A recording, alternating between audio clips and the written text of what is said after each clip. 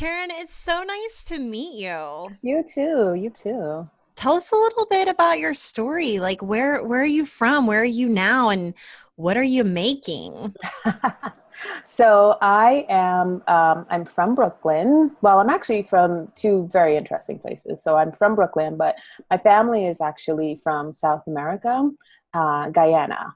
So we are right next to Brazil, Venezuela. We're the only English speaking country in South America. And so I grew up there from about 2 months old to 7 years old. Came back to Brooklyn, so I was born in Brooklyn, but my parents had both immigrated from Guyana to Brooklyn. And I have been here since I was 7 years old. So I'm always sort of torn in between those two worlds. I identify very heavily with being this like South American, we get called Caribbean every once in a while type girl, and a Brooklyn girl. And so I am in Brooklyn, and I'm currently, I'm the CEO of a line of women's razors and grooming products called We Shave. Okay, so whenever we first got your pitch in our inbox, and you guys, we get like 20 pitches a day at this point. We get so many, but yours really stood out because I was thinking, one, why razors? And then two, the way that you articulated your passion for razors, it really stood out. So I really want to dig into this. And I was really excited to speak to someone who's making products because for Emily and myself, we are kind of more service-based entrepreneurs, consultants, we code out websites in the past, designing logos. Everything that we're doing, we can literally do from our keyboard. We can come up with an idea and launch it an hour later, right? But whenever you're manufacturing something, I just feel like it ties back to probably our days of being little kids thinking, I want to be an inventor. I don't know if you had any of that in your soul. Emily, did you ever want to be an inventor? Like, were you thinking of like fun things to make and do? You know it for sure. And I even started my online business nest making jewelry. So I was making things back then. And service is certainly easier, but I think there's so much more. No, there definitely is so much more satisfaction that comes from creating products, from having this or having this thing in your hand is so much better than, sending off a digital file somewhere, I think. But there's got to be so much more like prototyping and testing and bumps in the road. I can only imagine. So I want to hear about all of that. So first, though, razors. Why razors? Why razors? So first, I will tell you that at least once a month, I go, what the hell was I thinking? Why didn't I get into service? It's just like when you're dealing with inventory and prototyping and sampling and all of that. And just the price of keeping a product-based business can definitely be daunting. So why razors? I have always been, you are right, I have always been obsessed with product. And actually, when I was really young, I think I was in junior high school maybe, I had this assignment in school and they asked us like if there was anything that we could invent. Like, they asked us to put our little invention hats on and they say, well, what would it be? And I went home and I drew this sort of like really funky sketch of a renewed, redone street sweeper because I was so annoyed by street sweepers. Like I'd be walking to school and they would come blazing up, the street. And I was just like, what is wrong with these things? They're just basically pushing dirt and water all over the place. They're not actually doing their job. And It's like leaf blowers. yes, exactly. What is the point? And the noise has been proven to make people unhappy. I didn't know that, but I completely understand. So that young, I was just like, okay, there's something wrong with this and I'm going to figure out how to fix it. And so I went and I took my little drawing in and I was just like, if there's anything that I'm going to reinvent, it's going to be this, and this is what's going to happen. And now it's going to actually, push the dirt and everything off the street, the garbage off the street into this little receptacle. And then the water's going to come behind. It's going to have a broom and soap and it actually does its job. Right. So I totally redid that. And my whole goal in doing that was to was to actually run a fleet of them. Like I was just like, I want to build this thing, do it better, and run a fleet. And so I think that it was interesting when you kind of brought up from young, like, is there something that's in you that you sort of carry through? And for me, I do think maybe that's the case. So now as an adult, the problem for me was shaving. And in this particular case, I have, from the time I picked up my mother's razor at like 12, 13 or whatever. And I was just like, I'm going to take care of this business myself. Never mind what she says. And like, I went to town on my skin, turned around, and it was like my whole body was on fire. It was just an awful experience. And for years, I just kept thinking, my God, I must just have extra sensitive skin, because it didn't matter what type of razor I picked up. It was, the cheap plastic ones with like a couple blades, or, 7 blades, like whatever they came out with, I tried. And it only resulted in ingrown hairs and razor burn every single time. And I've actually always found myself around product. And so I was working in beauty at the time. And, I remember like very vividly, a couple of my friends, it was springtime, 2014 around then. And a couple of my friends said, let's get together, and it's beautiful out. Let's get together and go for like mani-pedis or whatever. And as is the case with most women, I was just like, oh, I'm going to go have someone do my toes.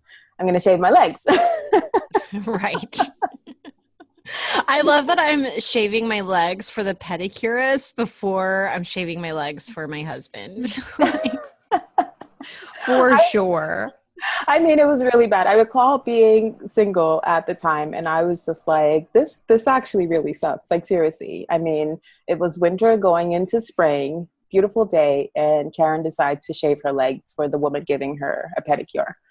So, times were rough.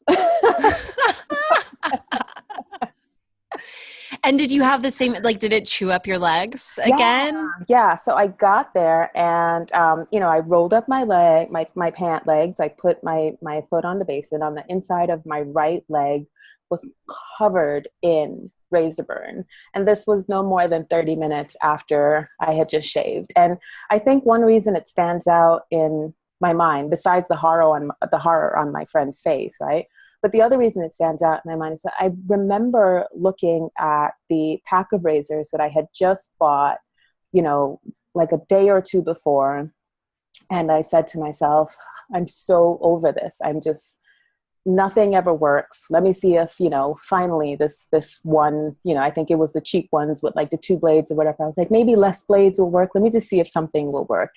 And after that experience, my friend looks over at my leg and she's like, what just happened? Your entire leg is mangled. And I was just like, that's my thing. That happens every single time I shave. And then so she started talking about her issues with shaving. And my other friend is like, oh, hell no. She's like, I'm lasered from head to toe. She's like, I can't deal, and basically we just kind of all started batting around these real horror stories. And it just really stuck with me for some reason. It was like the street sweeper. I was like, okay, I have to go home and figure this out. I think that it's pretty genius, because who of us haven't had razor burn? Emily, you have, yeah? Yeah, for sure. Do you still get it? I shave so much less now. I know.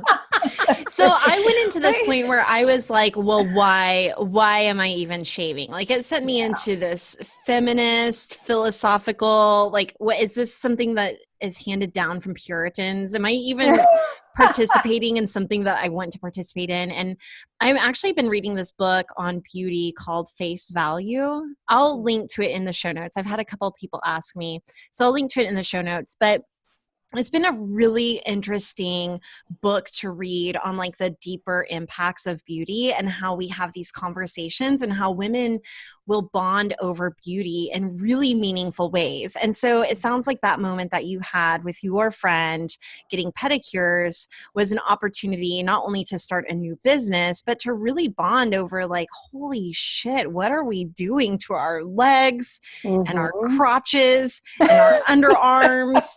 And so So, and I also want to mention that I've actually tried lasering after dealing with razor burn, only to get my crotch burned, Oh, and the hair still grows back. So now I'm like, I'm just gonna rock the 70s vibe.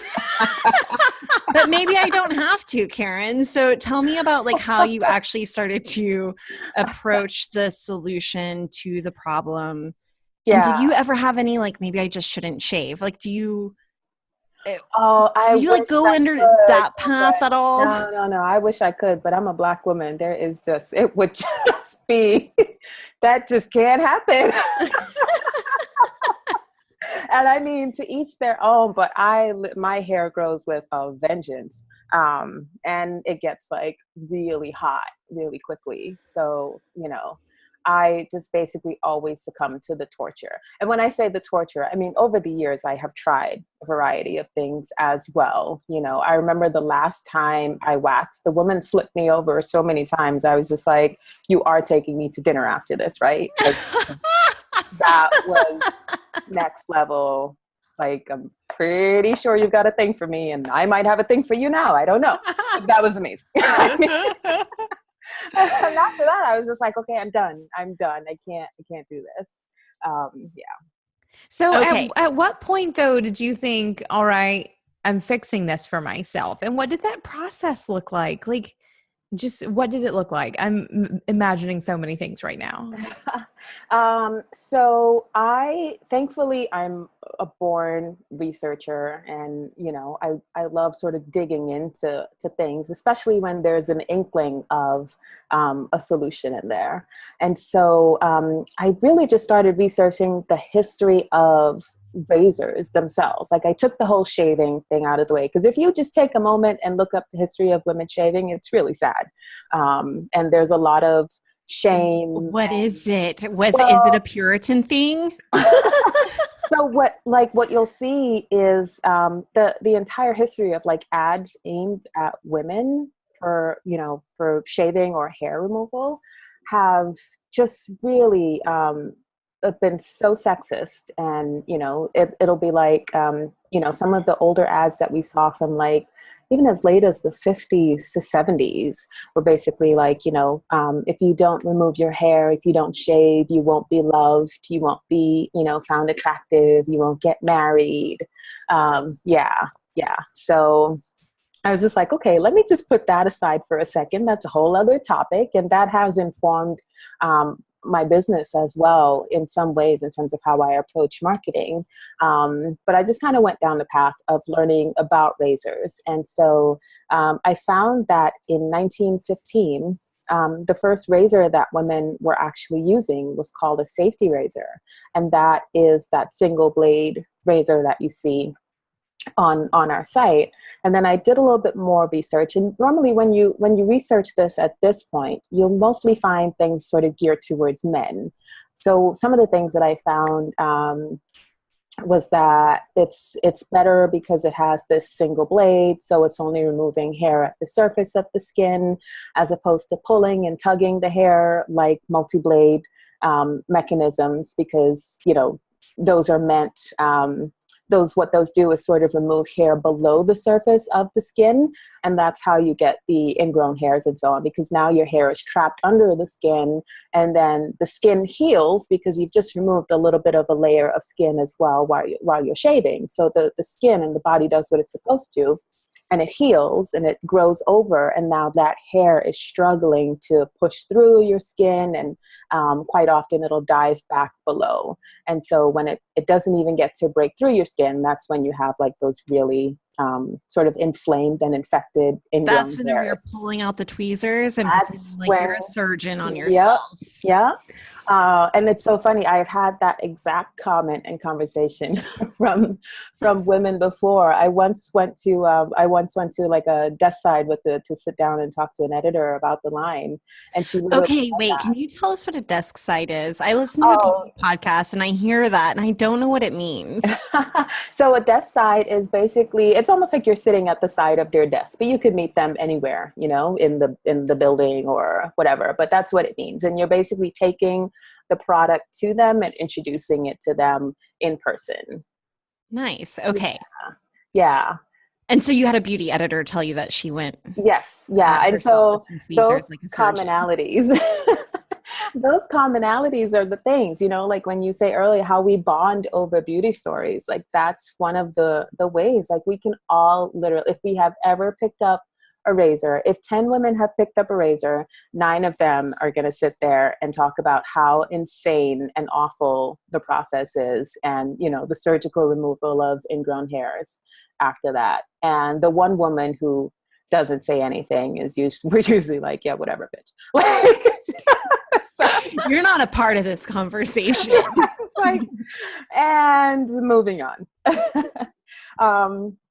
So yeah, I did that research. I found, you know, that the razor, it was actually familiar to me because when I was growing up in Guyana, my uncles used to use this type of razor, and I always really admired the process and the care with which they took to shaving, you know, and that was something. So my grandmother, you know, I saw her put on makeup and lipstick and powder and, you know, fluff that cone-shaped bra and all that. And it was just like, okay, that's womanhood. But something about what my uncles were doing was just so magnetic. You know, they fill the sink with water, and they use this beautiful brush, and they would put put this foam all over their faces. And then, you know, they would take these really slow, very thoughtful, careful shaves with this beautiful razor, and then I would hear it sort of clink against the sink while they wash it out. And then,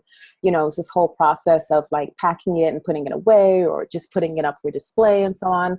And so when I saw that, all of this stuff came flooding back, and I said, I wonder if we could, like, what is the difference? Like, why can't we use it? So I went a little further in, and I started to learn about the differences in exposure and aggressive level and so on. Basically, a safety razor is a tool.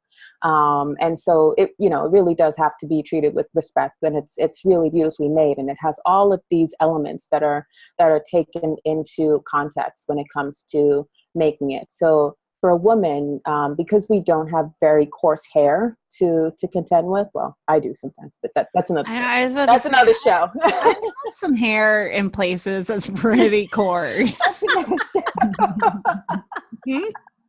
But generally, for most of our exposed area, we don't need anything terribly aggressive. So I had to learn the difference, you know, with the language and how razors are made and so on.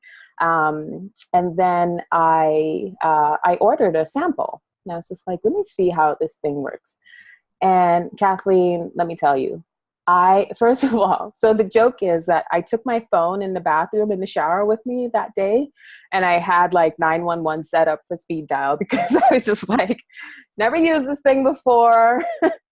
Single blade, not sure what's gonna happen. Because is it like a straight razor, like the kind of like the switchblade razor that you see? No, it's not like that. It still looks like a razor. Yeah. So it's called a safety razor, in part because there is a bar at the front of the razor that actually keeps it back from your skin, and the curve and exposure of that bar is what determines how aggressive that razor is against your skin, whether it's going to shave through a really coarse beard or whether it's going to shave, you know, underarms kind of. So you still just have to be a little more careful than like the pink razor that you might get. Yeah. As you're talking about kind of the ritual of shaving, I was taken back to remembering the first time I saw my mom shave her legs.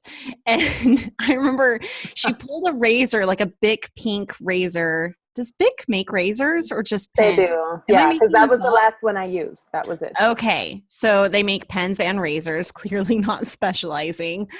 And I remember her taking that pink razor, and her legs aren't even wet, out of the side of her drawer, and just and that's the sound it made too. Yeah. And then getting her big toe too. Yeah. And there's nothing like sexy or glamorous or ritualistic or self-carry about it. It was like, I'm about to go to the pool.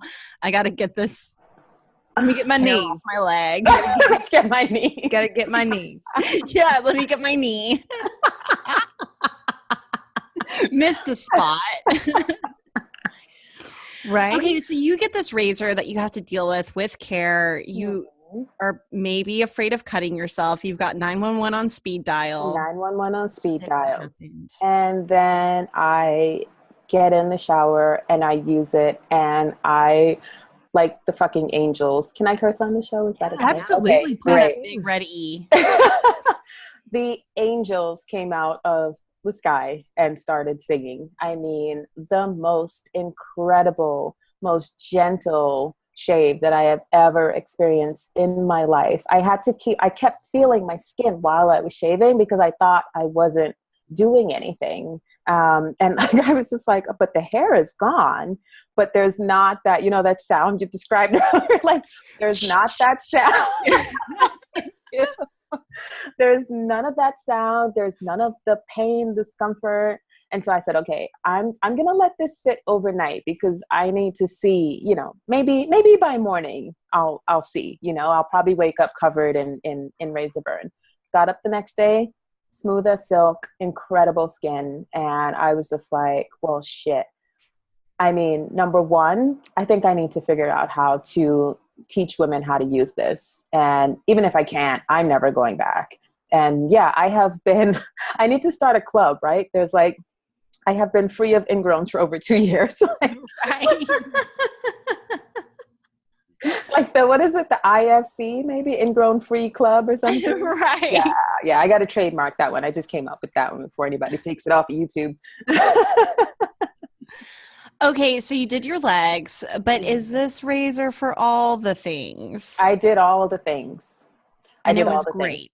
It's great. It is great. It was great. It still is great. Yeah. One of the things is that, like, your exposure to learning how to shave was you saw your mom shave.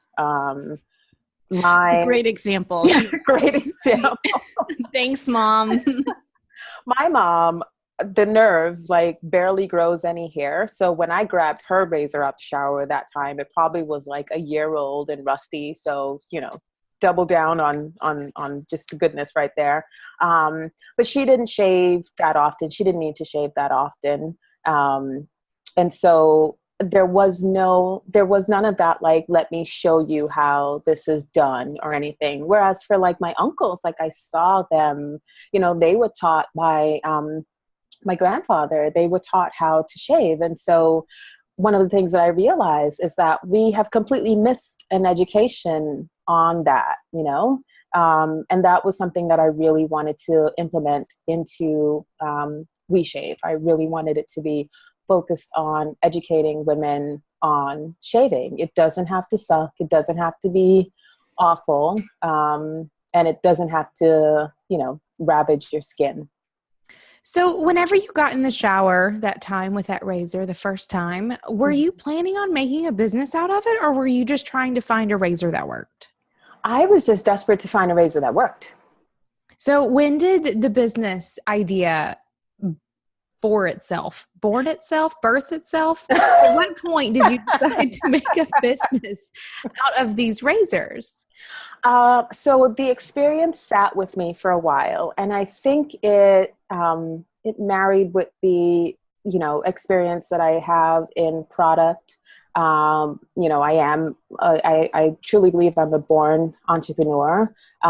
This was also my second business. So I had been in product before. So I had a sense of, okay, these are the elements of how I would take something, bring it to market. At the time, I was actually working in packaging for a prestige beauty company, one of the largest in the US. So I had a sense of, okay, these are the sort of channels that things would go through before they would get to the consumer. So I knew how to pull something together and figure out how to package it and sell it. And so that really sat with me for, I'd say I probably sat with it for about 3 to 4 months, because in all honesty, I thought I had lost my mind. I was just like, okay, yeah, it was great. But do you need to make it a business? Do you what? Who said you needed to do that? I feel like all the best business ideas make you feel a little fucking crazy at some point. They make you feel a little crazy. I mean, even, I will speak to other female founders and they'll be like, yo, you are this is disruptive. And I'm like, is it? Huh. I guess it is. It That's reminds kind of me cool. of a lot of what, the Thinks period panties are doing. It's kind of like the shaving version of this. Like, why have we not readdressed how women are shaving their legs in a way that isn't for the profit of the people way at the top, where they're adding probably a fourth blade to things as a marketing tactic, when in fact it's probably doing terrible things to our legs. Yeah. So that's something that I actually wanted to talk about a little bit. But maybe we'll circle back around to that, because I want to talk about bringing this thing to market and the fact that this hasn't happened yet. Actually, yeah, let's talk about it now. Like, why hasn't this happened yet? And I think that this is something that keeps a lot of creative entrepreneurs back from creating the thing. Like, they think, well, I was just listening to the Spanx interview on how I built this. Mm-hmm. And the founder of Spanx, whenever she would tell her friends about it, they would say, well, if this was such a good idea, someone would have created it already. And so I wonder if you had any of those inner doubts, like, well, if this is so amazing, then why aren't other women doing it? Or why hasn't it gone to market yet? Did you experience any of that? And then how did you overcome that and just do the damn thing? So I did a lot of research on women shaving with safety razors, and nothing really came up in the US. But I would find every once in a while, like a little thread that was happening somewhere in the UK, or, like a video or something. And I was just like, okay. So it is being done somewhere. And more than anything, I'm not the only one. I'm not crazy, like, this is an experience that other people are having, and this is an experience that other people have sought out because of how fantastic it is, the experiences. And so I really just thought about, the other brands that I saw bringing products to market at the time. And I was really inspired by, like, the Warby Parkers of the world, Thinks, even as you mentioned before. And I was just like, I really feel like women need to know about this. And even if I fail, or even if it's like a super niche business, I think there is something powerful in solving a woman's problem. And that went back to that sense of community, and the fact that we can all get together and talk about beauty, what we love, what we hate, what we need to see change. And so I was just like, okay, I feel like if I can marry that sense of community with this, a direct to consumer type of business, deliver it right to your door, it's convenient, it's accessible, it's sexy, and on top of that, it solves your problems. And I was like, I really feel like I have something there. And those were the things that I said, I don't feel like anyone else can say that right now. And because I can, I think that's one reason that I could take a chance on bringing this out there. Okay, so you've not only got the razor, which has to do an impeccable job of, getting the hair off of our legs and crotches and armpits and whatever else we want to shave. Yeah. Big toes. Big toes. maybe my face. You guys, I shave my face sometimes. I don't know if I've admitted this on the podcast yet. And I recently got razor burn on my upper lip and looked like a 14-year-old boy. Anyway, I've stopped shaving my face since. But anyway, whatever you want to shave, it not only has to be a really great razor, but then you started thinking about business model. Mm-hmm. So one, I want to talk about kind of the process of, if as much as you can, like there might be some proprietary or some secrets or whatever, but just getting the product. Is it more about distribution, like finding the right one and then packaging it and marketing it and distributing it for the target audience? Or is it, did you do some invention along the way? Were you working with manufacturers to say, I need this guard to be 0.5 millimeter to the left, or, whatever it might look like? Yeah. So not only getting the razor right, but then the business model, like how did you start to even think about what that was going to look like and how you would actually literally ship the razor? Yeah. So with regards to the razor, I didn't know squat about razors then, except that I knew what experience I had had with this particular one. And I kind of knew enough with regards to like the level of aggressive and so on. And I said, okay, if I can prove product market fit by taking the razor that I have and pairing that with these really beautiful skincare products that sort of expose women to this ritual of shaving in this manner, and shaving with better, all natural products in addition, then I think that's the way to go.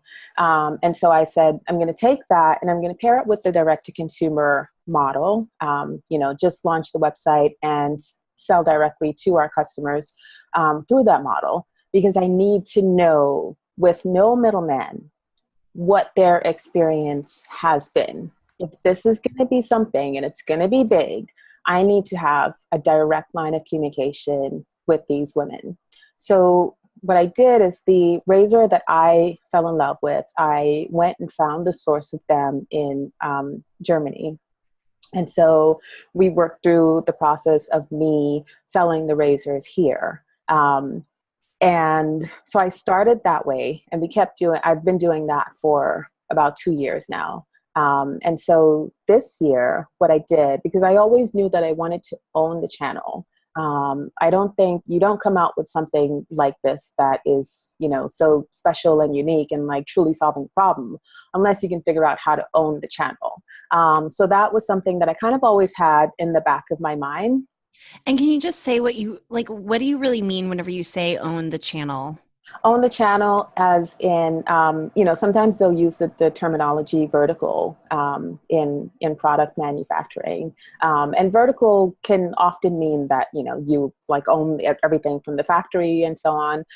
But in my case, it means that I will own the razor. I'll own that angle. I'll own that aggressive, level. Like I'll own every aspect of how this particular So it's like works. You're cornering the market. I'm cornering the market. Which here is probably luxury razors for women. Yes. Okay. Yes. And so that was always in the back of my mind. But I think I'm humble enough to say, I'm bold enough to say that I can corner the market. But I'm humble enough to know that I can't do that without my customers. So we spent about 2 years getting a sense of how women actually truly experienced the product. And so this year, one of the things that I did, I always keep in very close contact with our customers. And I'm always, I read every review, I see what are we doing well? What can we do better? And so this year, I actually reached out early in the year, and it was like, all right, guys, 2-year anniversary, we just hit it, and, we're ready. Like, it's time for us to take your feedback and make this line better. Because when I launched, it was like, I had my friends' feedback, I had my feedback, but there was still an inkling of, okay, I'm building this product, and I'm building it with all of this great information, but I don't know as yet if it's that amazing. I need to see how people truly experience it. And so I felt after 2 years, we had enough customers in order to give us some feedback for our next iteration, which is where we are now. And also in those first 2 years, are you making a profit yet? Are you really just using anything that you make to grow the business? Are you working a day job? Like, what is that situation like? So I was up at 6:00 every morning, packing orders, making product. I would come home and there would be stacks of boxes in front of my apartment door from, deliveries that I'd gotten that day for raw materials and bottles and jars and so on. And so are you making your own product? At that time I was. Oh, cool. So like in your kitchen, you're like putting together the oil. Yep. And the toner. Yep. Okay. We started really simply because that was all I could handle. So when we launched, literally it was like 1 oil and 2 scents and a couple of razors. Yeah, I think maybe even 1 razor at the time. And then it was like incrementally, like 6 months in, I was like, hey, I think they like this. I'll add this other thing. And hey, and I just really tried to reimagine everything that I had ever used, and every experience and every problem that I had ever tried to solve post shaving and waxing and so on. And I was just like, yep, I remember using that product. It absolutely sucked. It was like pouring rocket fuel on my bikini line. I got to come up with something better. So yeah, that was the the process. And every 6 months or so I'd grow. But we have been profitable from year one. We're growing like gangbusters. I mean, it's really fantastic. We grew 300% year two. Yeah. So it's been a really fantastic journey, but the business has been primarily running itself, unless I needed to take on large leaps like I'm doing currently. It's been pretty much running itself. That's fantastic. And I love that you really just started with the basics. I think there's so much power, and it's such an important thing to sort of bring out for a second. This idea that you went into it with a couple of products, minimum viable, you went in there, you started the thing, and you grew it really organically from there. And by listening to your people, I think that's how you're supposed to start things like this. Yeah, yeah. And so I'm really excited because I'm actually going to Germany in September to oversee the making of our very own razor. And, I took our customer feedback in order to do that, in terms of the experience that they had, everything down to the length of the handle. It's going to be really fantastic. And I'm so excited. But I remember reaching out to my customers and I said, hey, when I started this business, we had to start based on, like, there's no way if there was one thing I knew for sure was that, like, I was not going to put an $85 razor up onto a website and say, hey, go over here and buy it. It was just like, I needed to prove myself. I needed to prove the company. I needed to prove the product. And I needed to see if other people would have that similar sort of almost life-changing experience. And now, a couple years in, when I knew that we had done that successfully, I was able to reach back out to those very same people who are wonderful, loyal, and very chatty customers. And they let me have it. They were like, this is what I love. This is what you could do better. This is what I hate, and we really just took that and went back to a new factory and even our lab. And so we're redoing the entire product line to make it even better, which I'm really excited about.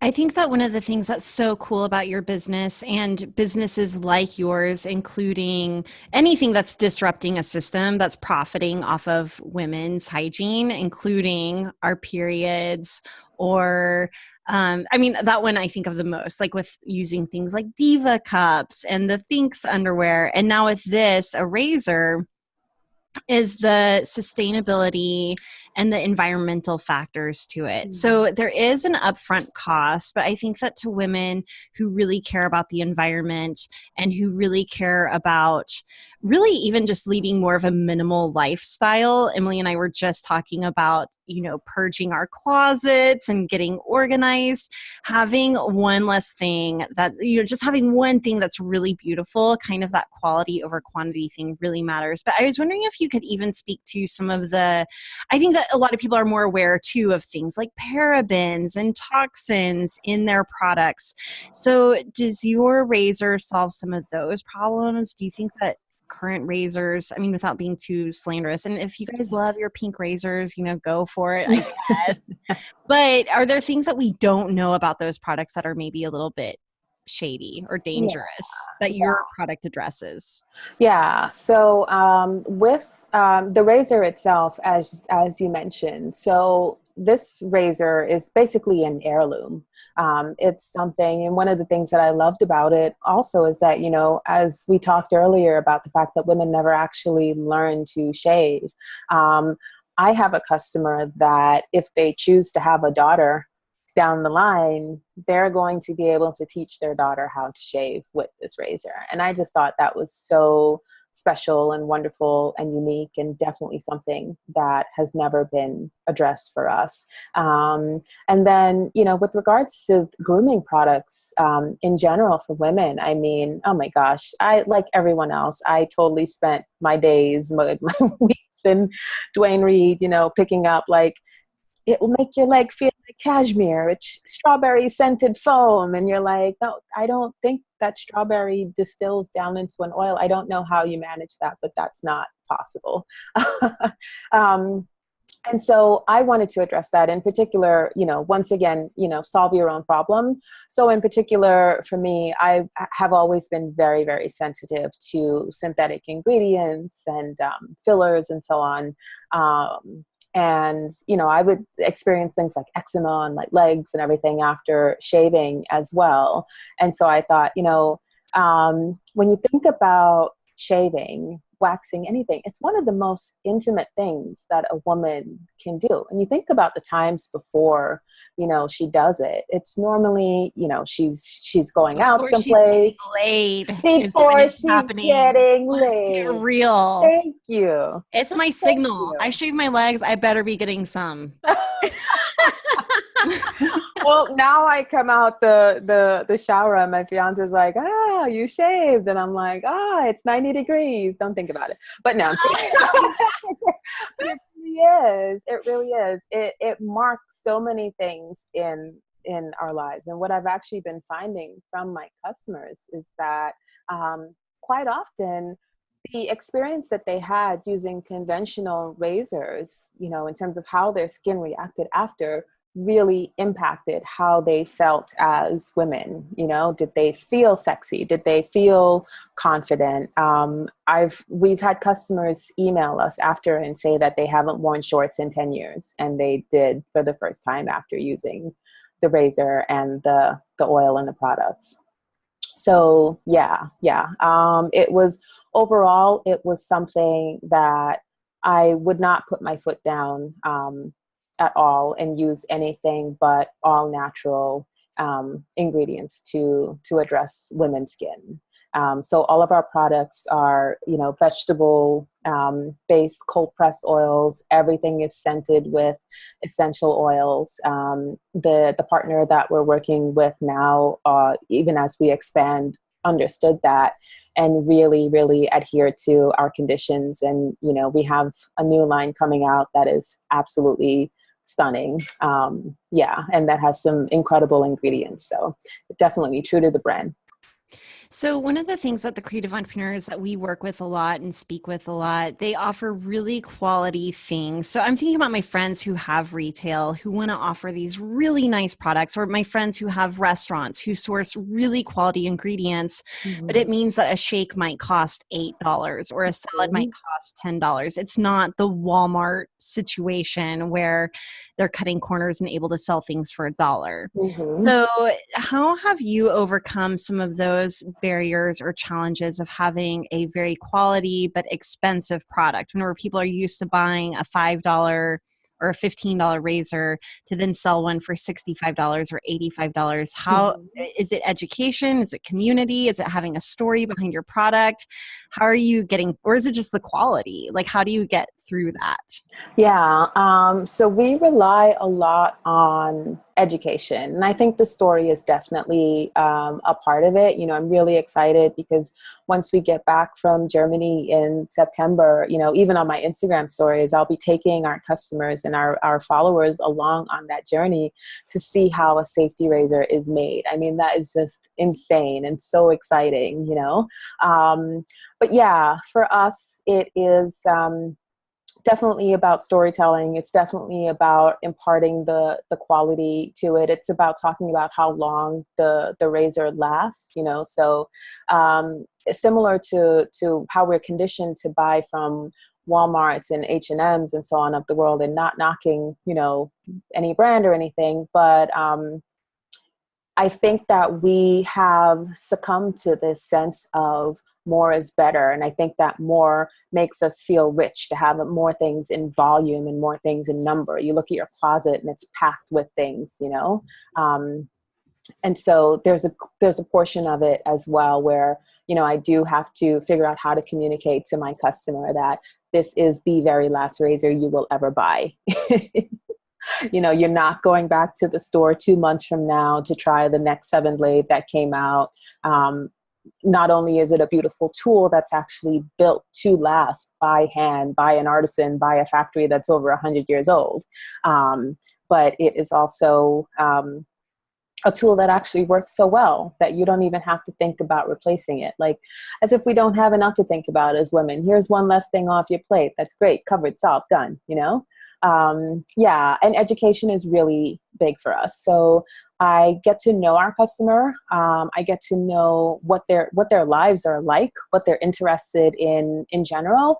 And so I make sure that I don't want to be a one-note brand, and I wouldn't want anyone speaking to me as if I were a one-note, individual. So I get to know like what their favorite shows are. What do they like to do when they're off Which time? is their favorite show, Sex and the City? Can we talk about this? Your razor names? The names, they are funny. So I was a big fan of Sex and the City. Turns out my audience, so when I launched, I thought that my audience was going to be more my age. And I'm not going to give my age away, but let's just say I was in the Sex and the City heyday. From episode 1. Thank you very much. And so that's another thing about launching a brand, is that you have this idea of, okay, I'm launching from scratch. This is who I think my customer is going to be. And then, you see what happens from there. And so what I ended up learning was that I had a largely millennial audience. But everyone knows Sex and the City. And that's the funny thing, is that like, they're all like, yeah, whatever. It's not like they were watching it on HBO last night or anything, but everyone gets the reference. For our listeners, there is a Carrie razor, which is 14 karat gold. It's beautiful. And then there is a Samantha razor. Yes. The reason it's Sex and the City, they're named after Sex and the City characters, is number one, I do not take myself too seriously. And I didn't want to take this brand so darn seriously. And number two, I wanted women to know automatically the second they got to the page with the product or whatever, that this was for you. One of my issues around shaving is that we have always been an afterthought. We have always been, oh yeah, just use this men's razor. Oh yeah, it's fine, whatever, you can use it too.